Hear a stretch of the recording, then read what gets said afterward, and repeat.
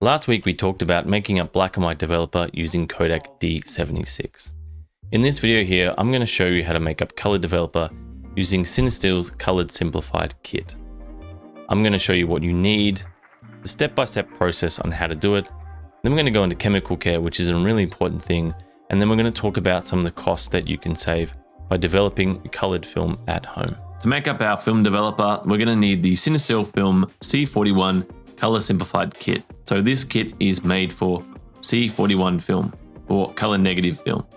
Now this kit comes in 3 parts. One packet is for the film developer, and then we have 2 packets for the Blix. It's made up of part A and part B. Now it's called Blix because it's bleach and fixer all rolled into one. Now we're going to need 2 containers for our finished product. So I have 1 container here for our development, which I've labeled dev. Always important to make sure you have them labeled correctly. Now I have another one here for my Blix. Now, as you can see, both these containers are blacked out, meaning no light is going to get into them, which is really important. Another tip is you really want to make sure you can squeeze your bottle down like this. This will stop oxygen getting into your chemicals. Now, light and oxygen are the 2 things that are really going to damage your developer or Blix, and this will shorten the lifespan of your chemicals. So just make sure you have a bottle that you can squeeze down and is light proof. Another thing to keep in mind is make sure your lids are labeled properly. If one little drop from your Blix gets into a developer, it will kill your developer. So just make sure that they are labeled correctly and you won't have a problem with any cross-contamination. Now to make it easy for myself, I use the Cinestill temperature control unit here. Now with this stick, you want to be above the minimum and you want to be below the maximum, or you'll come up with an error. Now it says the minimum is around here, but for me, you have to be a little bit higher for it to work properly. Now this is great because you can set the temperature simply by pressing this button. Now to change the temperature, all you got to do is move this little button here up and down. And as you can see, that changes the temperature. This is also very handy because when it's on, it actually mixes those chemicals for you. So you don't have to keep circulating it around with a spatula.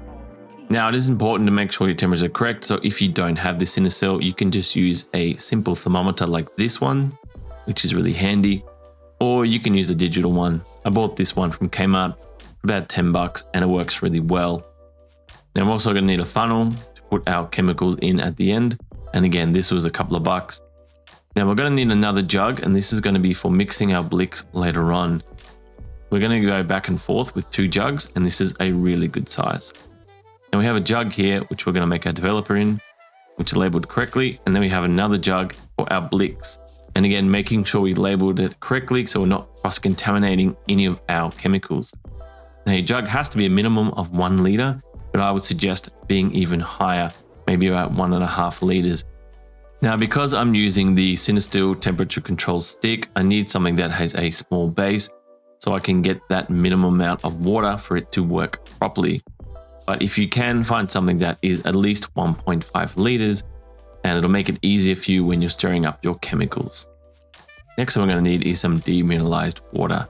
Now, if you have soft tap water, then you can use tap water. But if you have what is known as hard tap water, then you want to make sure you're buying some demineralized water from your local supermarket. Now this stuff is very cheap.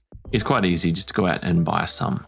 We're going to need 2 liters for this, as each chemical is made up of 1 liter of water. Then we're going to start with our developer. So we always want to make sure we start with our developer instead of our Blix. Blix, again, any little drop could damage or wreck your entire development chemicals. So it's easy just try and avoid this by starting with your developer. So we're going to pour 600 to 700 milliliters of water into our development jug here. Then I'm going to warm it up with my little Cinestill stick here. I'm going to get to around 39 degrees Celsius. In American terms, that would be 102 Fahrenheit. Now the Cinestill packet does come with these instructions that are really easy to follow. So if you ever come lost, just go back to the instructions and then I'll tell you how to do it.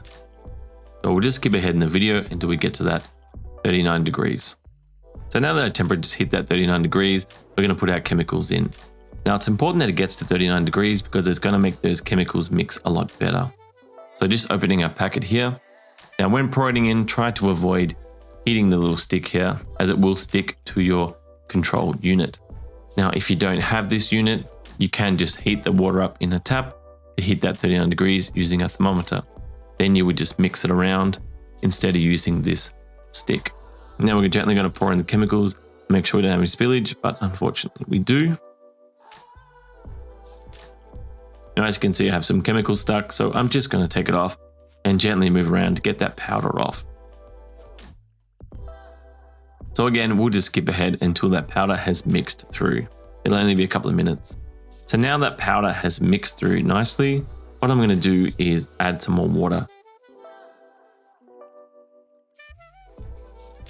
Now I'm just going to take my C41 stick out because it's actually pushing that water up. So before I add the rest of the water in, let's just take it out and put it aside. So just topping it up till we get to that 1 liter. And then I'm just going to give it a bit of a stir with a plastic spoon. Okay, so now we have all that developer mixed up really nicely. Now we can go ahead and put it into our container. So we're going to take our film developer container and we're going to use our funnel and we're just going to pour it in nice and gently. Just making sure we're not spilling anything. You don't want to have chemicals all over your table.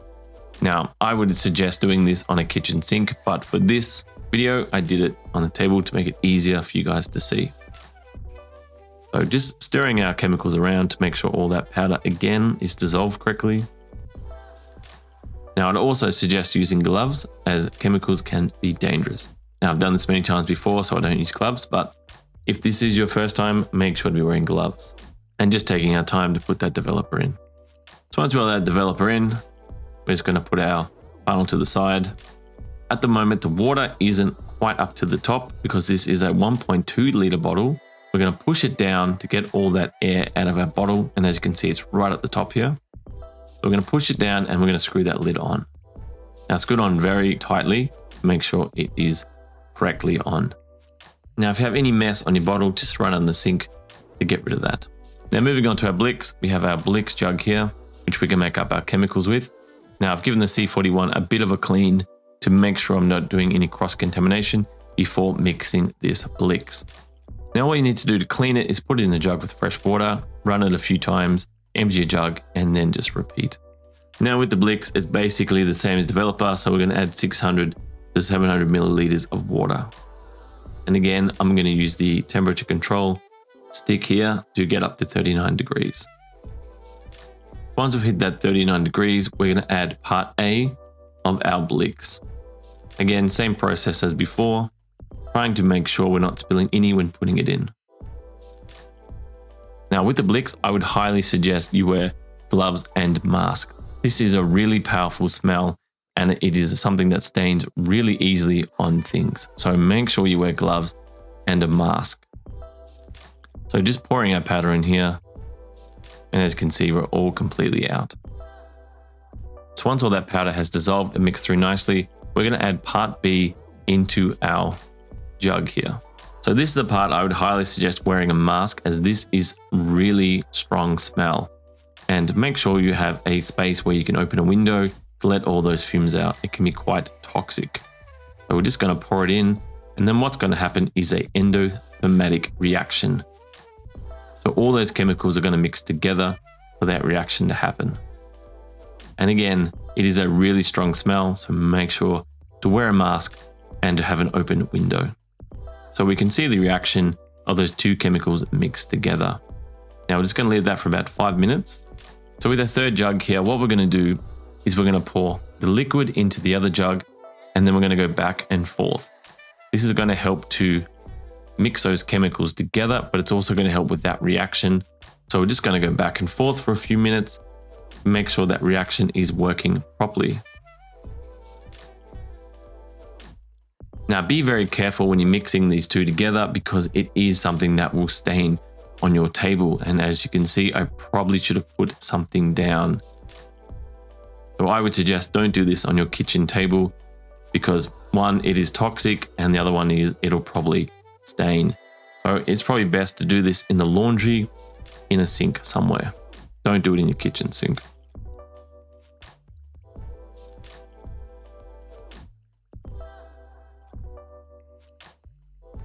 So it is a little bit tricky the first time you do it, but then after a few minutes, you will get the hang of it and you can do it quite quickly.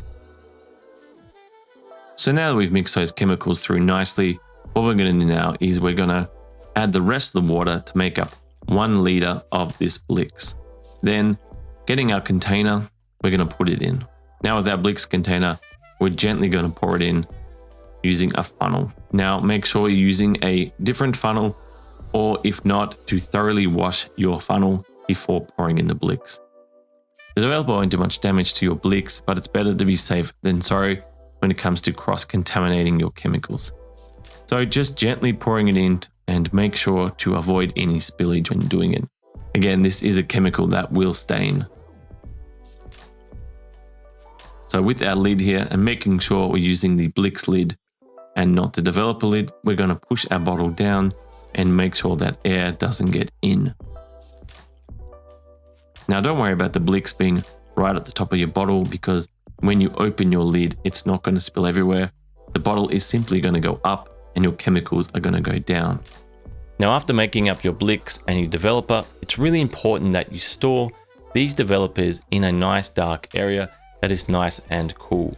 You don't want to be storing this in a bright area with plenty of sunshine, and you don't want to be storing it in a place that's really hot. Keeping your chemicals in a dark area and away from bright lights will help to keep your chemicals healthy and to make them last longer. Now, when it comes to cost saving, in Australia, it's roughly about $10 to get your film developed, and then another $5 for that to be scanned. Now, some places charge more, and for developing and scanning, it is a low-res scan. It's not a high-res scan. So if you have a scanner at home and you're developing, you can save a lot of money here. $15 for a low-res scan and develop is basically a roll of film. So if you're developing at home and scanning at home, not only are you saving money in the long run, but you're also getting a higher resolution image. That's why I believe it's really important that you can develop your film at home. Now, after each roll of colored film, you want to mark it down in your bottle, because each time you develop it, you're going to add another 2% of time on. Now, this is really important, as the more you develop, the weaker your developer will get. So you have to add extra time on to compensate for this. I really enjoy developing at home, and I really do feel like I get better images when I do it myself. Anyway,